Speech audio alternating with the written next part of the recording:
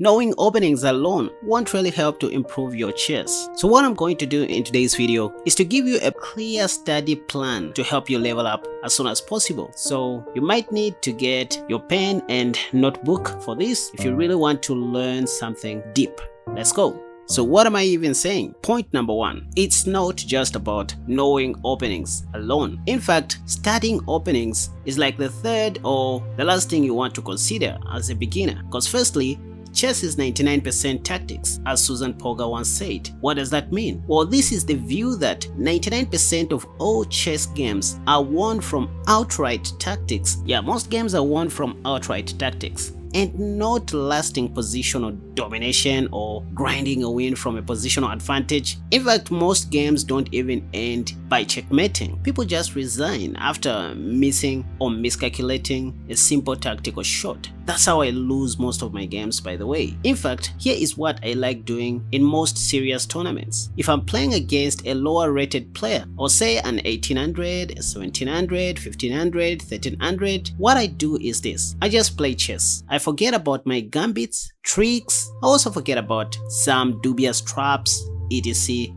I just play traditional chess, normal chess, and wait for my opponent to make a mistake or to blunder. As I always say, when you play good chess and continue attacking, it's not you who is going to checkmate your opponent, it's them who are going to make a mistake or blunder. So I just play chess and let the difference tell in the middle game. And how does that difference come about? It all comes down to tactics, the way an advanced player is able to come up with certain tactical shots, playing indirect moves through the use of clearance sacrifices, positional sacrifices, and other middle game principles. It all comes down to how you apply those principles, looking for decoys, strategic sacrifices, desperado moves. That's what differentiates you from inexperienced players who just make moves trying to checkmate your king.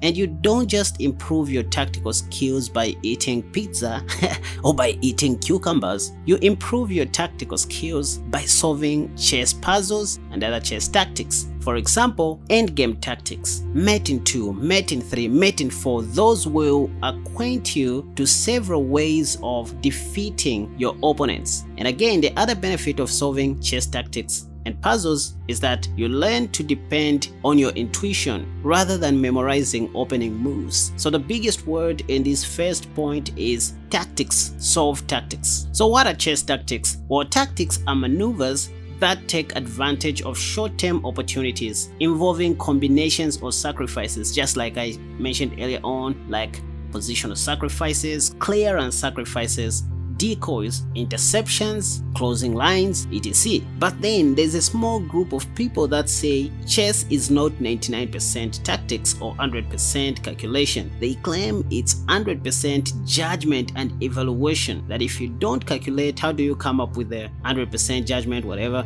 Anyway, to some extent that is true. Also, your decision-making skills plays a vital role. But again, you develop your judgmental skill and evaluation by practicing more of tactics, because the more you practice, the more your brain becomes mature. I mean, when it comes to making judgments, you will start seeing things differently. Anyway, speaking of playing good chess to wait for your opponent to make a mistake, I like one of Garry Kasparov's quotes that says, "The winner of the game is just the player who made the next to last mistake." What that means is, it's not about playing a perfect game. Usually, both players do make mistakes and inaccuracies, but it only turns out that the loser is the person who made the last mistake. Hope you understand that. So it's not like you have to play a perfect game throughout for you to win the overall game. Most of the times the game will just be decided by the person who makes the last mistake. So the question is, are you able to see that mistake? Moving on, point number 2, apart from tactics, we talk of chess principles. You have to study chess principles. But to summarize this, let me use Garry Kasparov's quote once again. He once said, to be good at chess, you need to learn how to apply the basic principles of chess. But to be great at chess, you need to know how to break those principles, when to break them, how to break them, and how to recover from the worst. That's what will differentiate you from beginners. So it's not every time that you need to be following these basic principles. Sometimes following a good middle game principle or a good opening principle may cost your game, by the way, in case you didn't know. It can make you lose, because in chess there's another concept that masters know well. It's called the superseding concept. What is this? See, in chess, the concept of superseding typically refers to the idea that certain strategies or principles may take precedence over others in specific situations. For instance, while controlling the center and developing pieces are fundamental principles, there are times when tactical opportunities or positional considerations may supersede these basic principles. This means that a player might need to prioritize certain strategic or tactical ideas over others based on the specific circumstances of the game. This reminds me of what one of my training partners told me before going into the tournament. I said, you know what, I don't know what my opponent is going to play, and I don't know the opening that I should play. I mean, I just don't know what to do on the chessboard. I don't know what I'm going to do. And he said, you know what, just focus on the board, respond to your opponent's threats, create your own threats, and play chess. In other words, he just advised me to solve what I see on the board,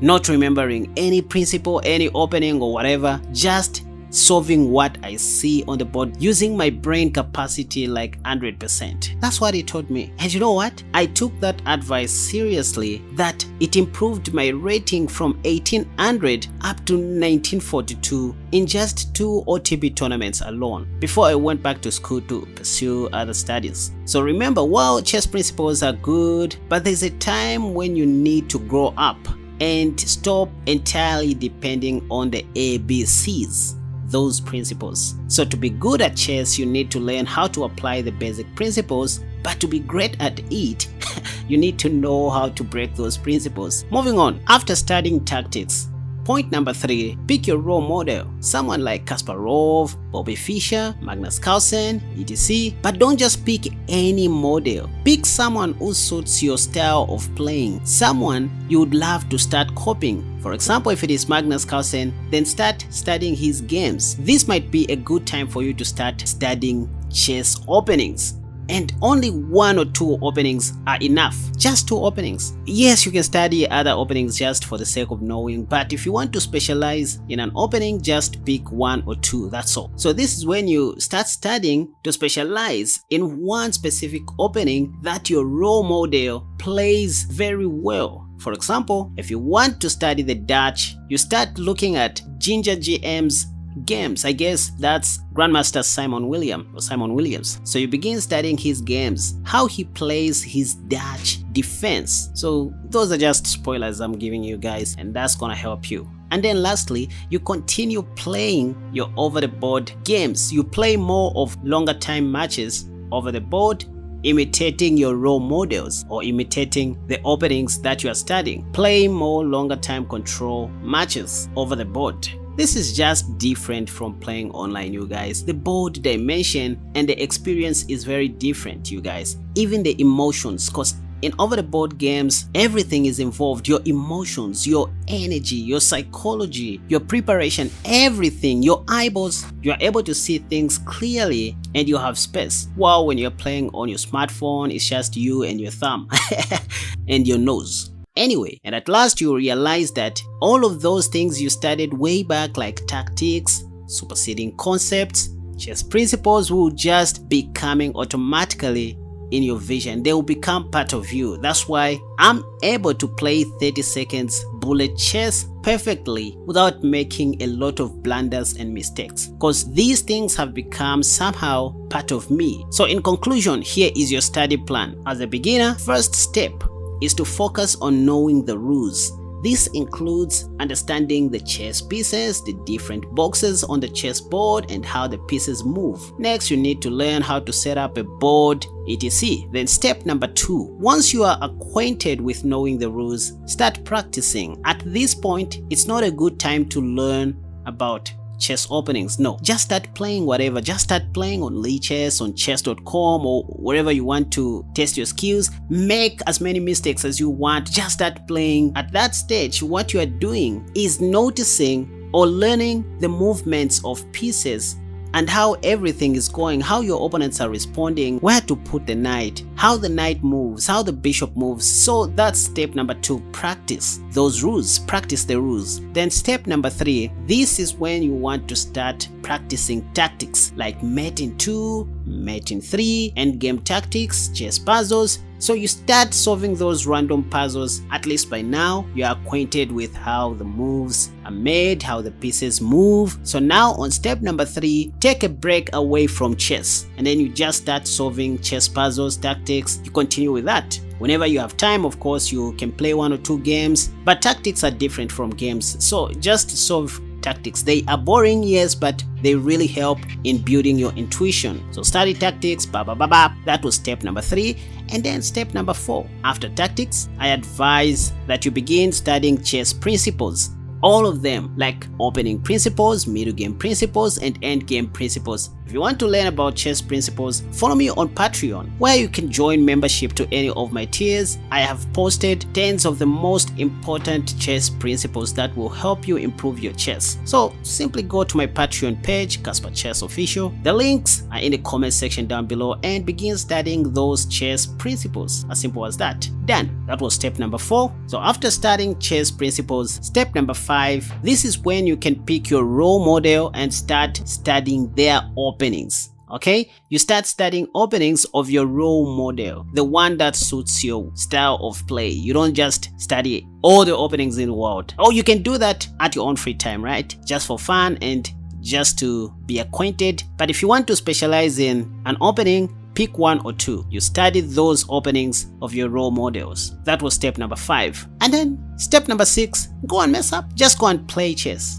That's all. Play more of OTB matches than online games. That's where most of us are coming from. Like I used to play in barbershops, at markets, bars, etc. in the streets, just for me to be where I am today. So those are the 6 steps for you guys. Now, of course, while you are following these steps, you can be playing your chess here and there, but this is your study plan that I've given you for free, you guys. And to pay me for this, just follow me on Patreon, get my free E5 defense course, and check out my other courses that I have. I mean, this is all I can do for you for today. Until next time, have a wonderful day, you guys, and let me know what you think in the comment section down below. Bye bye.